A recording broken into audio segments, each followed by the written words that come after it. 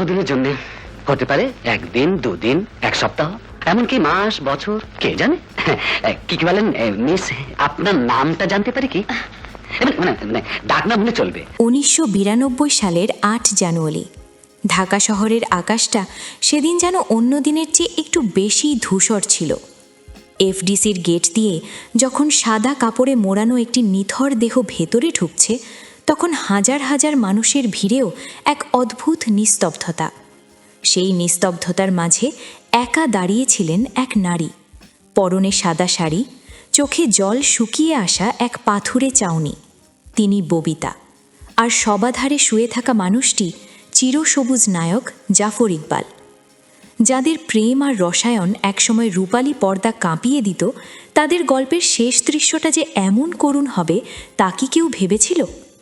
আজ আমরা ফিরে যাব সেই সময়, জানব এক অসমাপ্ত প্রেমের কথা, যা ঢাকাই চলচ্চিত্রের ইতিহাসে আজও এক দীর্ঘশ্বাস হয়ে মিশে আছে।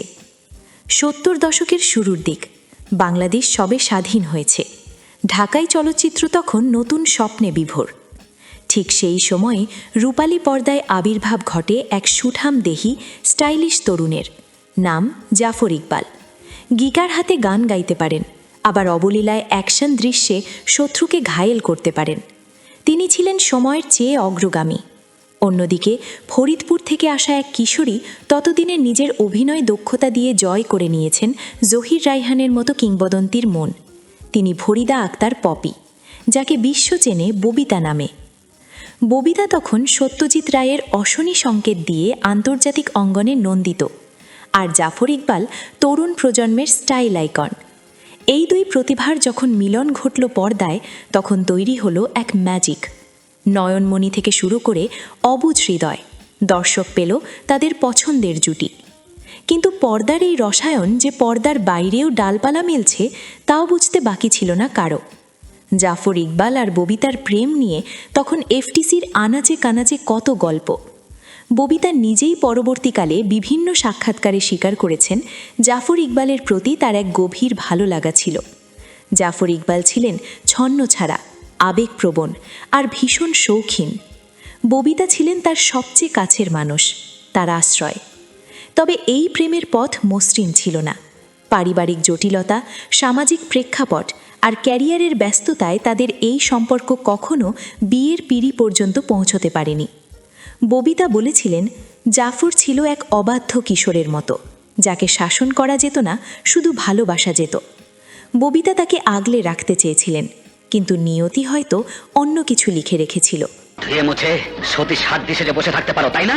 রাগ করছো কেন ডার্লিং? তুমি যদি চাও তাহলে এই প্রোগ্রাম এক্ষুনি ক্যান্সেল করে দিই। তুমি আমাকে ছবে না, ড্যাডি তোমার সম্বন্ধে ঠিকই বলেছেন। চিৎকার করছো কেন ডার্লিং? জীবনটাই তো উপভোগ করার জন্যে।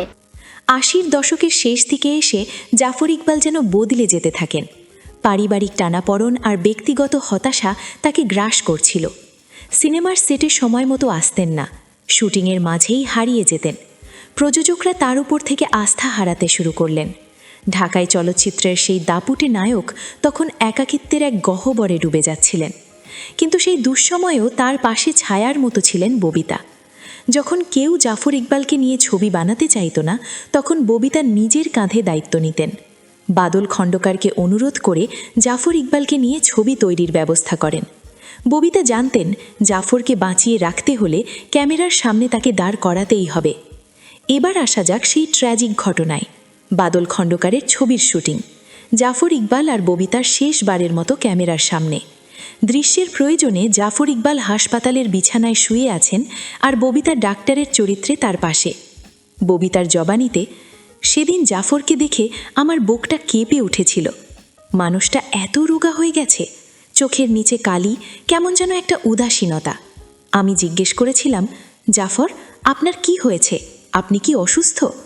ও শুধু মলিন হেসেছিল, কিছুই বলেনি।